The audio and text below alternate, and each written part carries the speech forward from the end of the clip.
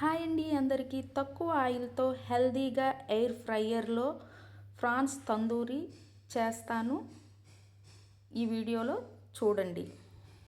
ముందుగా 1 table spoon పసుపు, 1 table spoon కారం, 1 టేబుల్ స్పూన్ జీలకర్ర ధనియాలు powder, 1 tablespoon salt, 1 tablespoon cornflour, 1 tablespoon besan powder. ఈ వీడియోలో చూపించిన విధంగా తీసుకోవాలి. అలానే లెమన్ జ్యూస్ కూడా తీసుకోవాలి. 1 టేబుల్ స్పూన్ అల్లం వెల్లుల్లి పేస్ట్ తీసుకోవాలండి. 1 టేబుల్ స్పూన్ పెరుగు కూడా తీసుకోవాలి. అలానే ఈ వీడియోలో చూపించిన విధంగా తందూరికి కావలసిన ఐటమ్స్ తీసుకోవాలి. లెమన్ జ్యూస్ వేసుకోవాలి. నేను ఎక్కువగా లెమన్ జ్యూస్ని ఫ్రిడ్జ్లో స్టోర్ చేసుకుంటానండి. ఎందుకంటే ఈ స్టేట్లో పెద్ద లెమన్సే దొరుకుతాయి.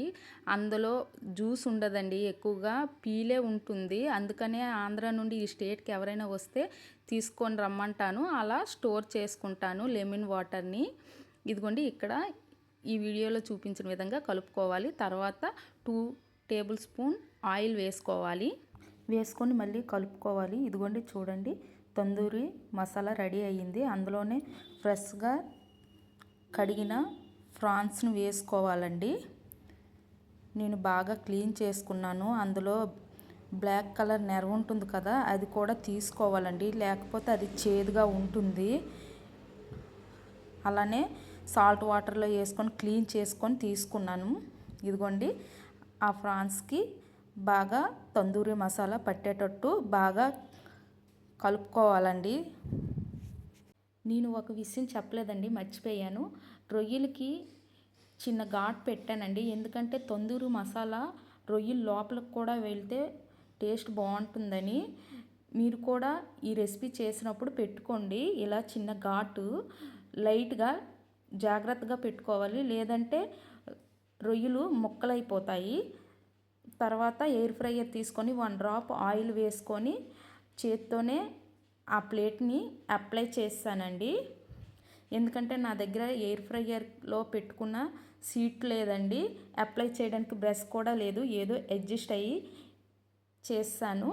తర్వాత ఫ్రాన్స్ తీసుకున్నాను. తందూరి మసాలా పెట్టిన ఫ్రాన్స్ని దూరంగా పెట్టుకోవాలండి ఈ వీడియోలో చూపించిన విధంగా. ఎందుకంటే అంటికిపోతాయి, తర్వాత తిప్పుకున్నప్పుడు ముక్కలు అయిపోతాయి. అందుకోసమనే దూరంగా పెట్టుకోవాలండి.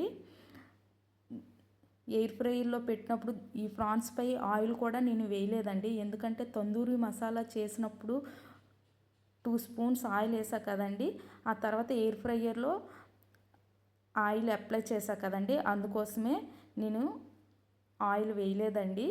డీప్ ఫ్రై కాదు కదా, ఎయిర్ ఫ్రైయర్లో చేస్తున్నాను.